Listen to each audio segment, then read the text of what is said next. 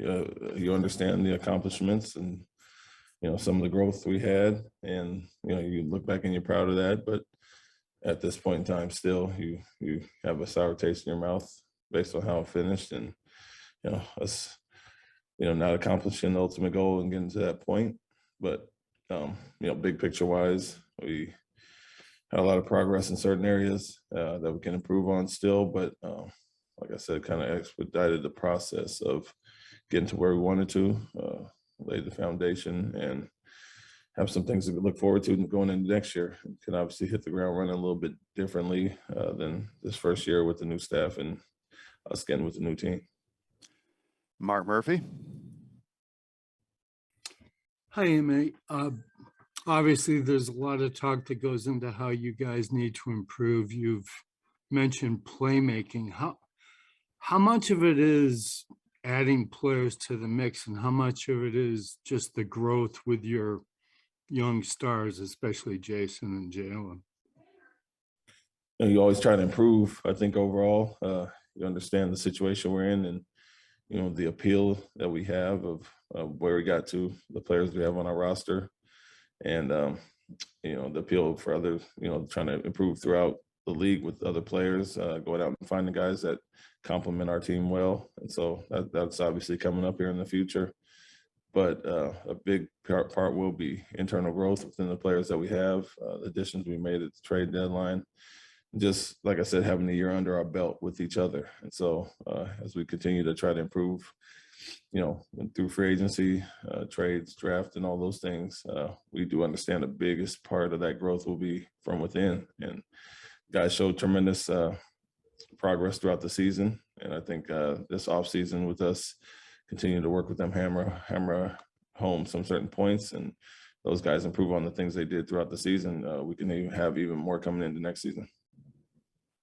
Next question is from our Celtics.com digital, Mark D'Amico. Hey, Ime, following up on that, I'm just curious, from your perspective and from your experience, how can a finals run with a young core help to influence free agents and players on other teams who might want to come and join that? Just from your experience, what have you seen around the league of how that type of run can influence players around the league? I've been a part of it. Several places I've been.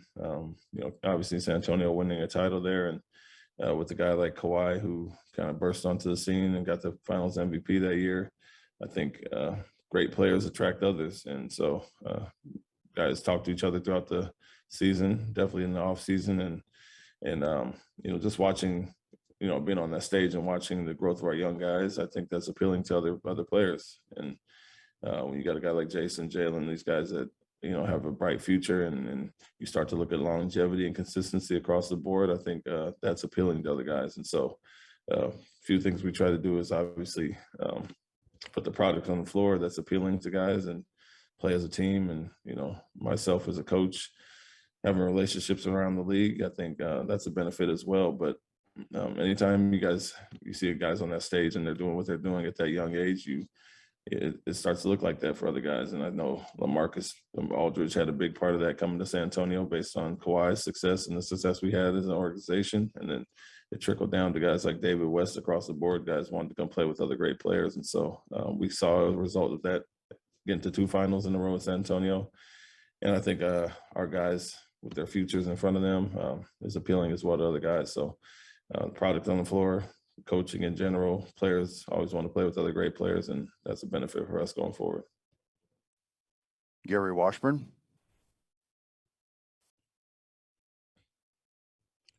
Hey, Ime. I know, have you talked to Jason, and what's your kind of message to him this summer? Obviously, he's going to probably try to be like Rocky and literally, train like crazy and try to atone for what was a difficult finals. What's your message to him? What's his attitude right now and emotions about a week later? He had a great year. First team All-NBA, all the accolades that he accomplished, and obviously had a huge part of getting us to where we were. My main message to him was take a step back and rest your body first and foremost.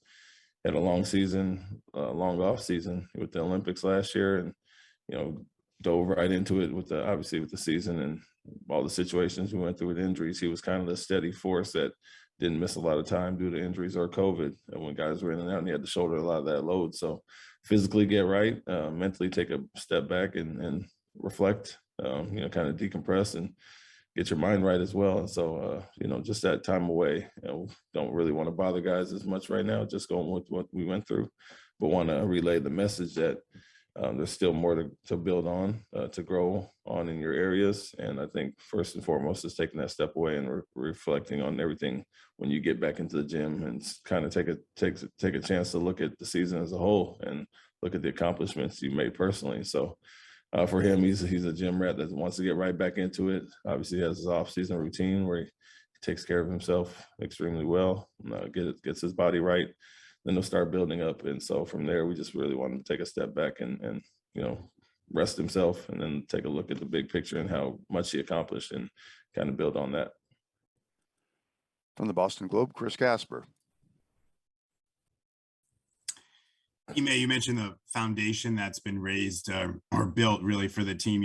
At a year ago at this time, there was some sort of skepticism about the Celtics in terms of elevating Brad to his role and then replacing Brad with a new coach, with a first-time coach. I was just curious, from your point of view, how much credit does ownership deserve for, putting you guys in a position to have success and for helping to lay that foundation?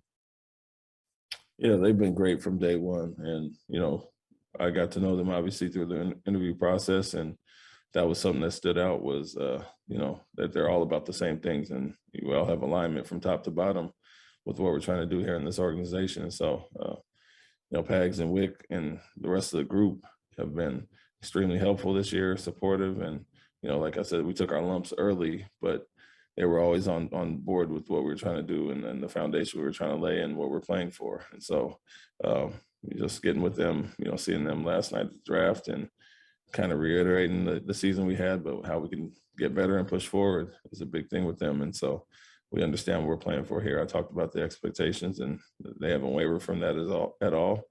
Only been more supportive with what we did this year. And so top to bottom, they've been great. Working with myself and Brad and the team in general, and obviously got a taste of where we got this close this year, and we're obviously trying to get more, trying to get number 18 here. Brian Robb. Hey, mate, with this being your first full off season with the team, you touched on this a little bit earlier, but what do you kind of envision the collaborative process with you, with the front office, heading into free agency? What have you kind of voiced about what you think are the biggest needs are for the team, be it trades or free agency, and how heavily involved do you expect to be on the recruiting front when it comes to, the free agency itself? Yeah, we've discussed throughout the season, ways to improve, and we did that at the trade deadline and tried to address some needs. And so for us, it's really, the biggest part will be internal growth, obviously, with our guys. And like I said, everybody improving, as I mentioned to the team, coming back better next year than we were this year.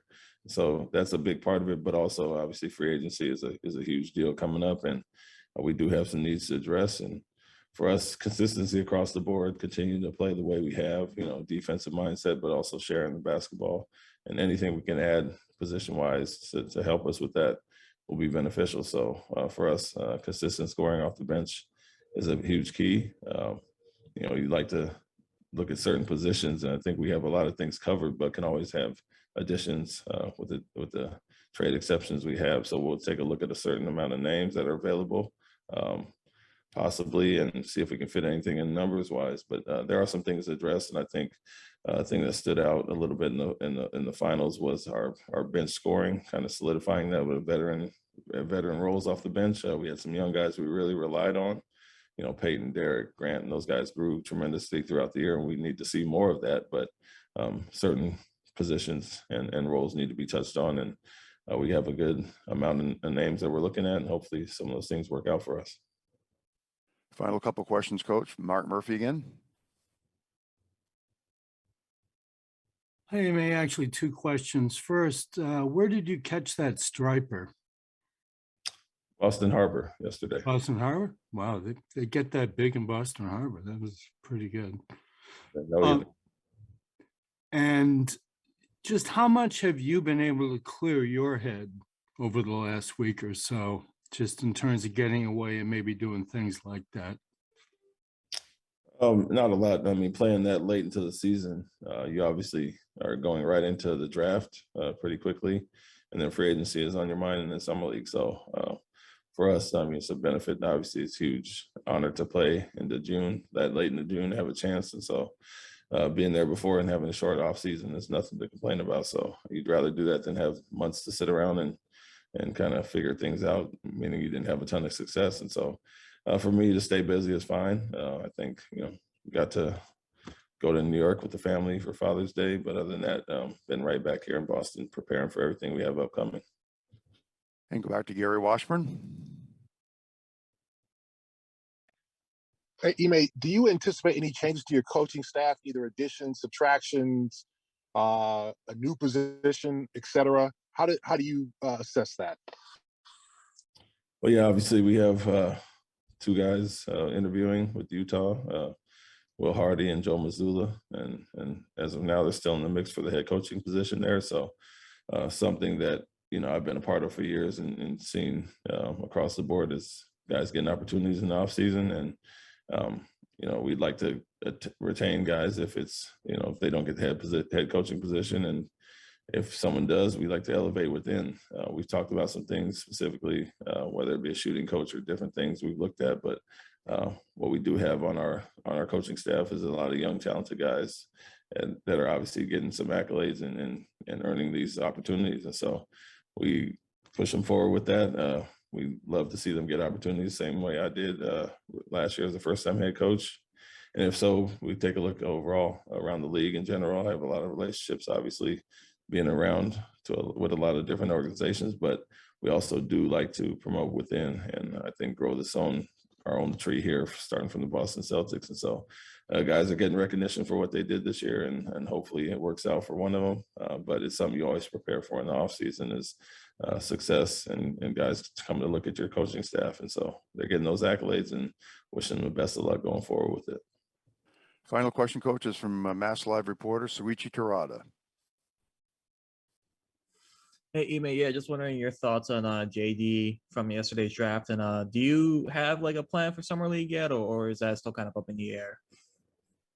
Yeah, first and foremost, excited about the young guy. JD, obviously an extremely gifted athlete. And, I probably caught less college basketball than ever this year, but he did stand out. Specifically, I saw the hair and I saw him flying around, when I did catch Alabama games. And so he stood out right off top, and his athleticism, his youth and energy, young guy, obviously freshman, and tremendous explosion. And so with him, extremely happy to have him, get him that late in the draft. And kind of, as you know, I've come from an organization where numbers didn't really matter. You got Ginobili and Parker, some guys really late in the draft, and had late first round, late second round, and always try to find diamonds in the rough as far as that. So looking forward to that with him. And Summer League, preparing for it now. We have our group of young guys already on board, and they'll start practices, around the 4th of July and head out to Vegas. But we'll implement JD into everything we're doing. Extremely happy to have him, and looking forward to watching those guys out in Las Vegas. Coach, thank you for your time. Enjoy your weekend. And again, appreciate all your time as well. Thank you. Thank you, guys. We'll wrap